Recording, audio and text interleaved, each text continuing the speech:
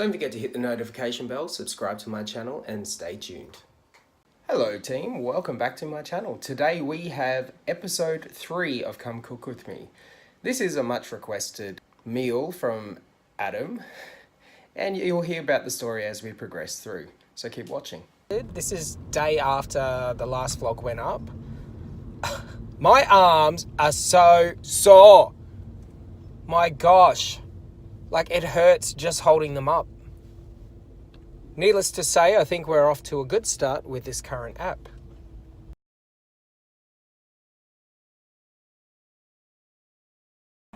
If you haven't already watched the first one, I will link it somewhere up here or somewhere down here, however I find out this video. And again, I'm sorry, but the air conditioner is on. You may be able to hear it. Hopefully you won't, but guaranteed you probably will. What we're making today, we are building on what we went over the last time. So as you know, if you don't know, if you haven't watched my previous vlog, as a group exercise instructor, I do need a lot of slow releasing energy as well as protein content.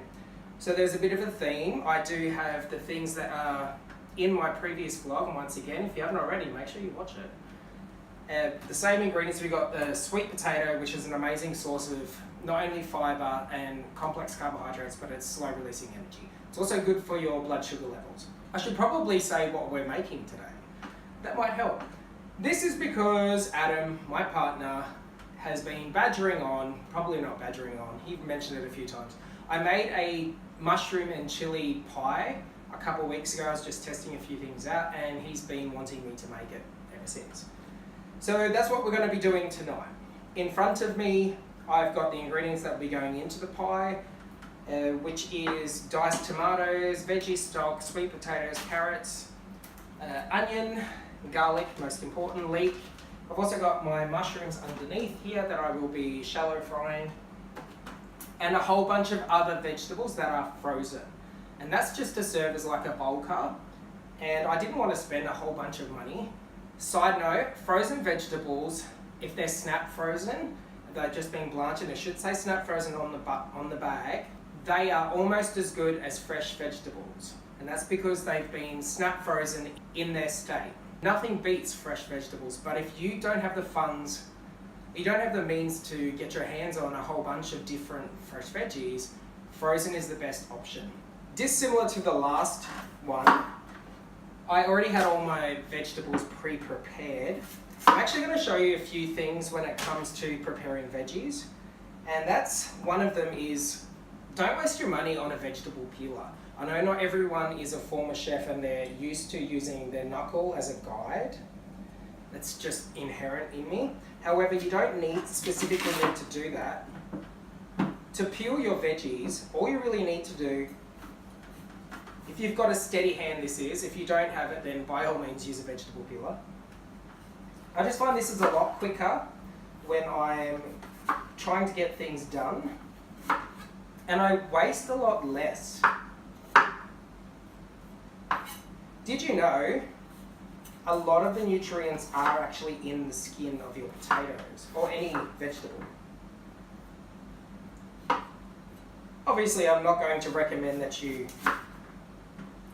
leave the skins on all of your vegetables, because if we can rewind to my second Cook With Me vlog on my protein content, a lot of pesticides are also found of this veggie skin. But where I was going with that is, if you're confident that there isn't a whole bunch or you use organic, these offcuttings can easily become potato fries.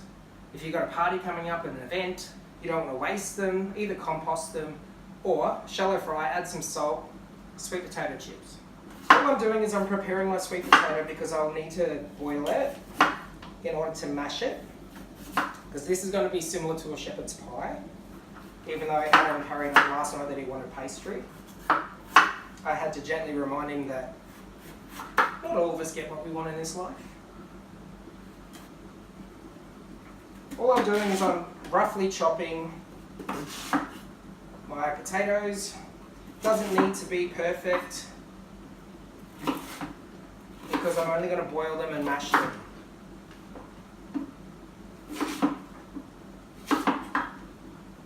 do need to be a similar size, and that's because you want them to cook at the same time.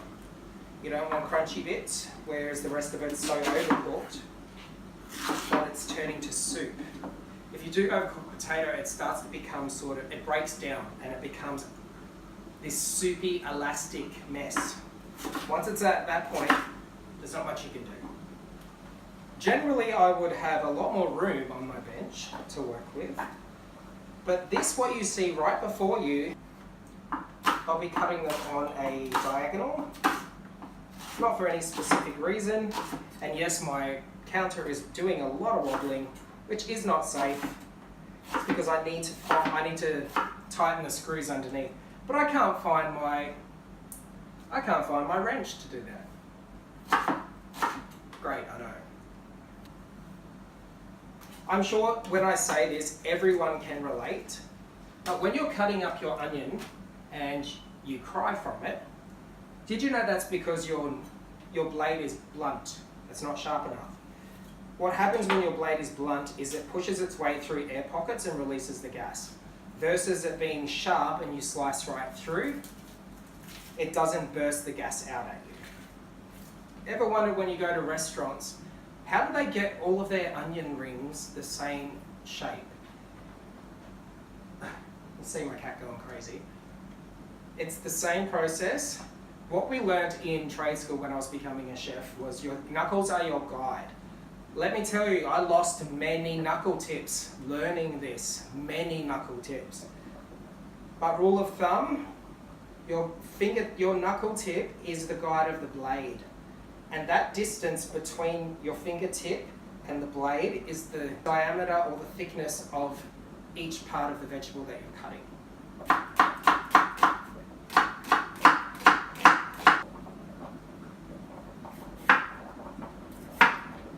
I've got my leek and my onion, my moon cut onion is what it's called. That's a moon cut onion. You can see it's the same shape as the leek. Therefore, they're going to cook at the same rate. Honey's hanging around right here because she thinks that she's being fed, even though her bowl is like filled with cat food. Just picked from my garden some fresh rosemary and chilies. I opted for lightly dried garlic rather than fresh. And that's because I really didn't have time to go to the market to get the fresh garlic. I don't like buying it directly from like supermarket like Coles or Woolies, and that's because I just feel like it's not great. I always just have better results when I get it if I'm going to use fresh from the veggie market, which is around the corner. And I think I mentioned in my last one, Europa. Yum, I can already smell it. As you can see, it is almost cooking through. I will now remove this. I will now be adding my stock. Bring it slightly to the boil.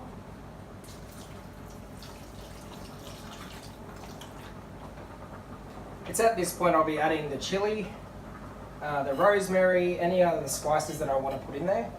I want it to infuse through the rest of the food and soak in. If you do not own a masher, you can actually mash it with your whisk. Obviously make sure that your potato or whatever you're mashing is cooked enough that it's gonna mash. All I do is I stamp it in to break it up, and then like you're about to whisk batter or anything, I whisk it. Now I actually don't like super perfect, super smooth mash. I feel like it doesn't give the dish much character or texture. It is smelling good, very good.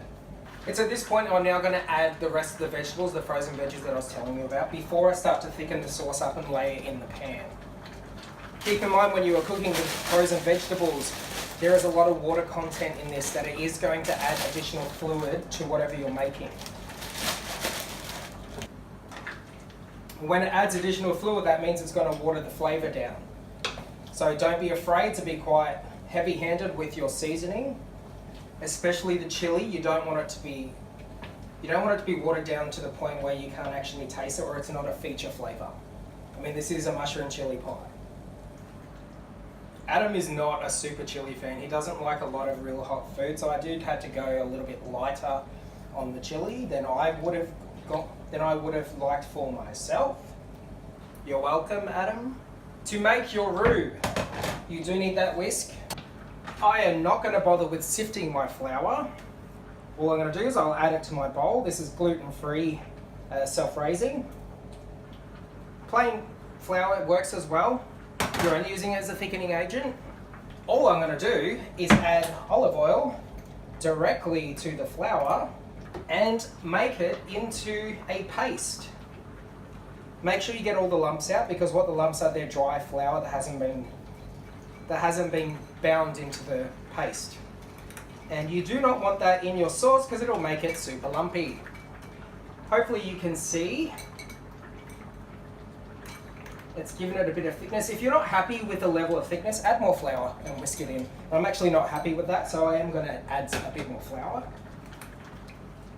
When you are adding roux or a thickening agent to a sauce, you want to gently windscreen wiper motions and not circular. You don't want it to be whirlpooled in the middle. But you do want it to be slow when you're adding your thickening agent. I hope you can see how thick that is now and how saucy. Because I do not wish to be scraping filling off of my baking pan once it's finished cooking and we've done eating it, I'm going to use some baking paper. You don't have to use baking paper, you can just put it directly into whatever pan you're using and then deal with the consequences. Like I said, I do not have a dishwasher, so I'm going to scrub these puppies by hand. That's what she looks like in the pan. We're going to put the layer on top.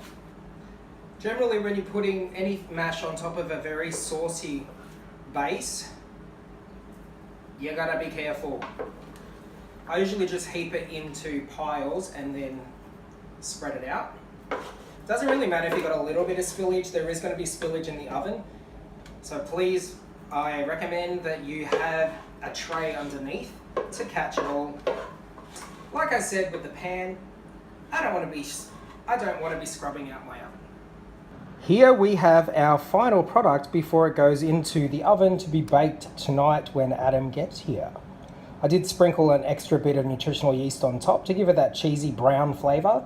What I'm going to do now is I will wrap the entire thing in foil in preparation for tonight. As you can see, I ended up giving in because the filling was way too wet. Adam brought some pastry on his way here. I did. Thank you, Adam. So we are about to bake it and I will show you an end product. This is our finished product. We won't go over this side. We will just remain on this side. I hope you have enjoyed today's video. Adam's busting me filming. He's about to walk back in. He's looking really worried. If you haven't already, subscribe to my channel, hit the notification bell, drop me a like and a comment, and I will see you soon.